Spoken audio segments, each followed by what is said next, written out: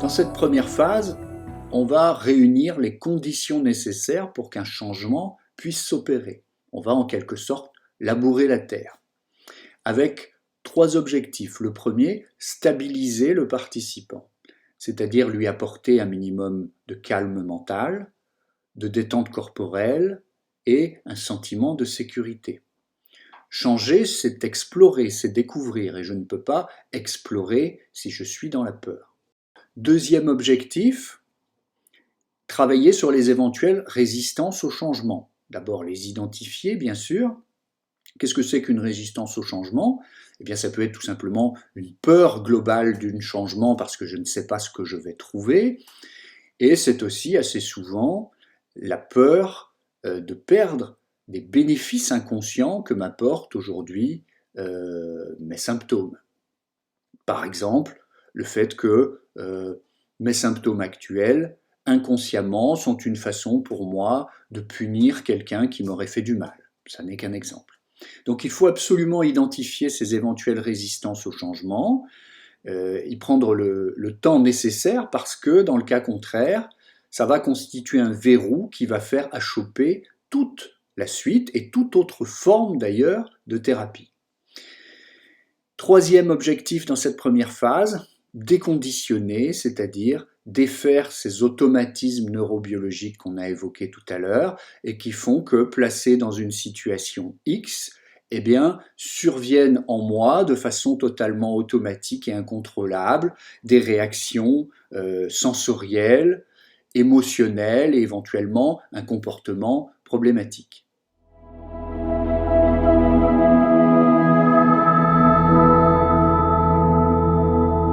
Cette seconde phase du programme va être principalement consacrée à l'identification et au traitement des traumatismes.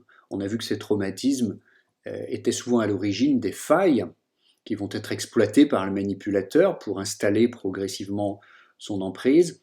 Donc leur traitement est tout à fait capital. On va recourir pour ça à des pratiques qui viennent tantôt de la thérapie intégrative avancée, tantôt de l'hypnose ou encore des techniques de libération émotionnelle.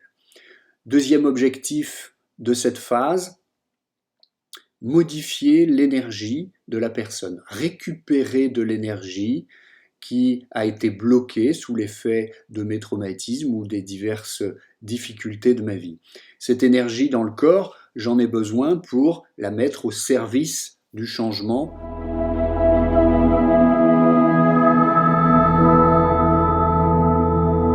Cette phase va s'intéresser principalement à la relation au corps.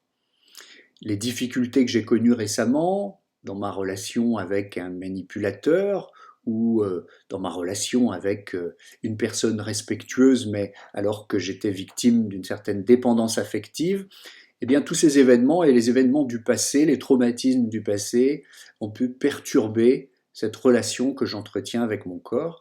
C'est ce que l'on nomme souvent la dissociation, c'est-à-dire un phénomène de clivage entre la cognition, la pensée d'un côté, l'émotion et la sensation de l'autre. Je me mets à distance de ce corps, de ses émotions et de ses émotions parce qu'un jour, ce corps a fait mal ou j'ai eu peur qu'il fasse mal.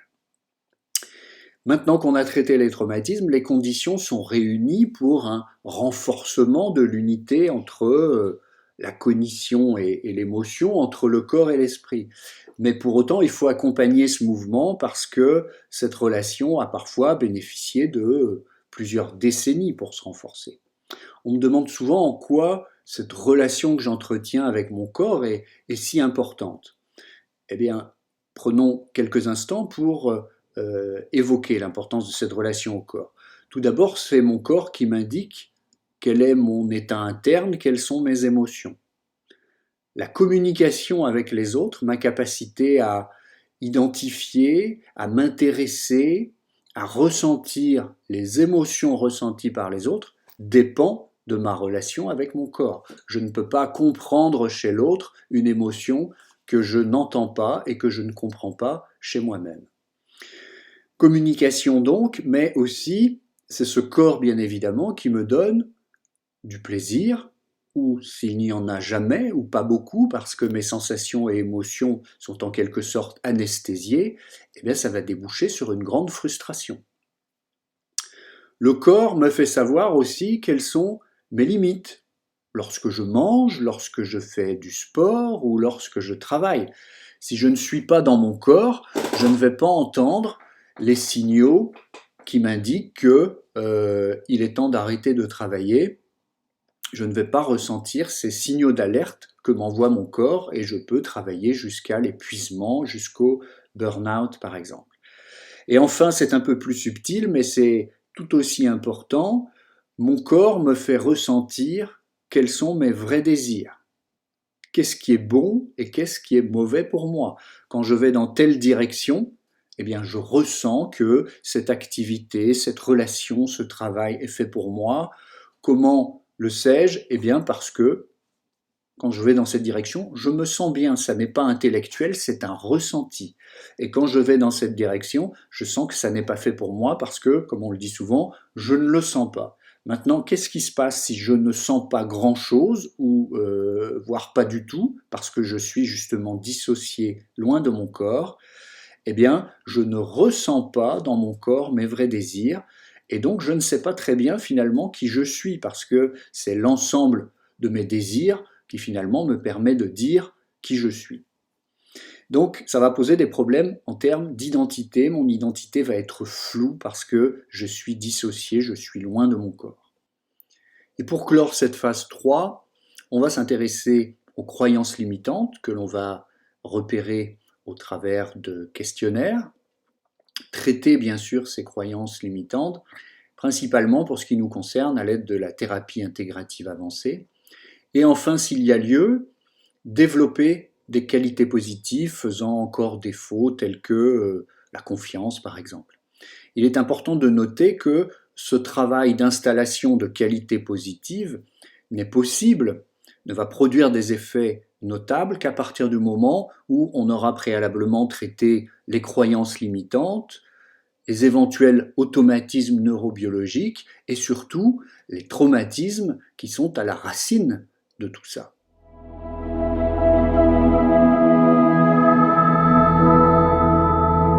À l'approche de cette quatrième phase, me voilà maintenant libéré de certaines entraves, libéré d'automatismes de penser, de ressentir, d'agir, qui étaient principalement le fruit de mes traumatismes. Maintenant, il s'agit de faire le point sur mes ressources, identifier et mieux exploiter mes ressources internes. Qu'est-ce que c'est qu'une ressource? Eh bien, par exemple, ce qui fait que j'ai survécu malgré toutes les difficultés de ma vie, ce qui m'apporte mon énergie vitale, peut-être une certaine conception de la vie, peut-être des proches que j'admire, des personnages historiques qui m'ont inspiré, une activité ou encore un idéal. Deuxième objectif, faire le point sur mon identité, explorer les différentes facettes de mon identité pour laisser émerger naturellement mes valeurs et mes désirs authentiques, parce qu'on l'a évoqué, sous l'effet de mon éducation peut-être, ou de la relation avec un conjoint par exemple, eh bien il se peut que mon identité petit à petit se soit émoussée, qu'elle n'ait jamais pu véritablement s'exprimer. Troisième objectif, maintenant que je suis libéré de mes entraves, plus conscient de mes ressources et de mon identité, eh bien, je peux dessiner l'état désiré, dessiner un projet de vie qui soit bien appuyé sur mes aspirations profondes.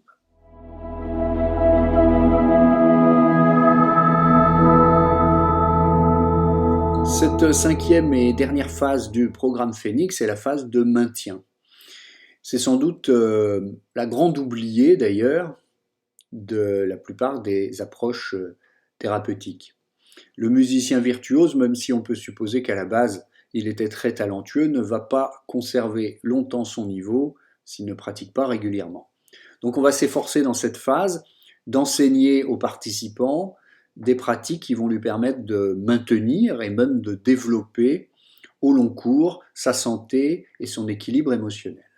Ma vie ne s'arrête pas évidemment au sortir de ce programme de transformation.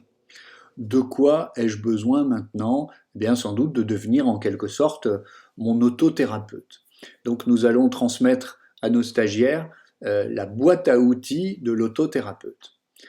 J'ai besoin d'une part d'une pratique quotidienne qui me permette de maintenir une bonne unité entre le corps et l'esprit et de faire circuler l'énergie dans le corps.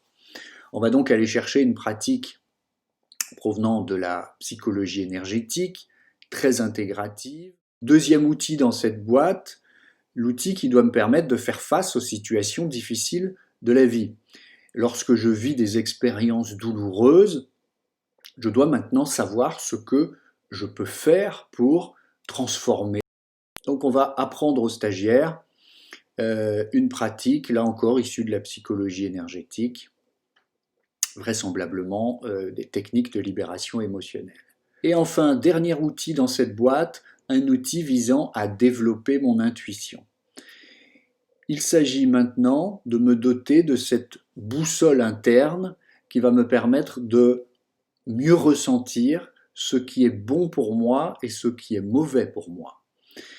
Il s'agit donc d'une pratique, encore une fois, très intégrative, mêlant de l'EFT, de la cohérence cardiaque et de la méditation. C'est par un travail autour du cœur et les ressentis au niveau du cœur que je vais apprendre à développer cette intuition. Voilà, il est temps de nous quitter. J'espère que cette webconférence aura su vous intéresser. Si vous avez des questions complémentaires, eh bien, n'hésitez pas à nous adresser un mail ou tout simplement à nous téléphoner. À très bientôt, j'espère. Au revoir.